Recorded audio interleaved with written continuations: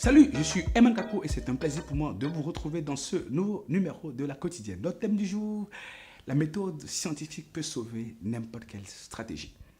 Voyez-vous, il n'existe pas de mauvaises décisions, il n'existe pas de bonnes décisions. Il n'y a que des décisions bien managées ou des décisions mal managées. C'est-à-dire que lorsque vous avez une stratégie que vous allez sur le terrain, eh bien, il faut rester dans une démarche scientifique en se disant, on y va avec des hypothèses. Nous vérifions si ce sur quoi nous sommes basés pour pouvoir élaborer cette stratégie est vrai. Et la seule chose qui puisse vous dire si ce que vous avez pensé et conçu va avoir du résultat, ce sont les résultats que vous aurez dans les premières phases d'implémentation de la stratégie.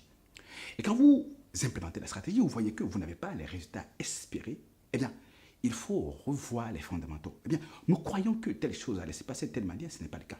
Je ne parle pas à quoi nous nous sommes trompés et quels sont les ajustements que nous devons opérer.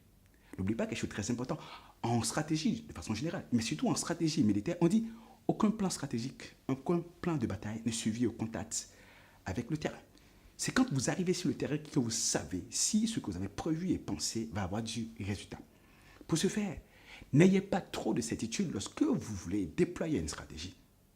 Ayez cette démarche ou cette conscience scientifique qui voudrait que vous faites d'abord une phase pilote pour tester et vérifier si ce dont vous étiez si sûr est vrai. Et quand ce n'est pas le cas, il faut faire le repli ou l'ajustement stratégique nécessaire de manière à vous assurer que vous optimisez votre stratégie pour la mettre à la hauteur des défis qui sont ceux du terrain.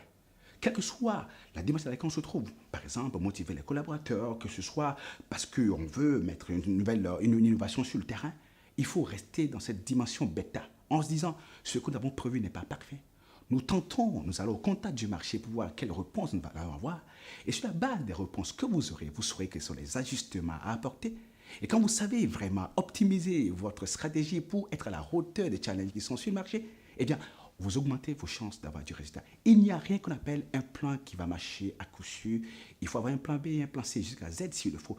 Et il va de soi que quand on est dans cette dimension scientifique d'ajustement, de remise en cause, d'amélioration et d'amélioration continue, mais dans un délai assez serré pour ne pas devenir un médecin après la mort, on devient un meilleur stratège, on devient un fin stratège, une personne qui sait manier et produire des résultats sur n'importe quel terrain. Je suis Eman Kako. Ce fut un plaisir pour moi d'avoir été avec vous. On se retrouve demain pour un nouveau numéro de la quotidienne.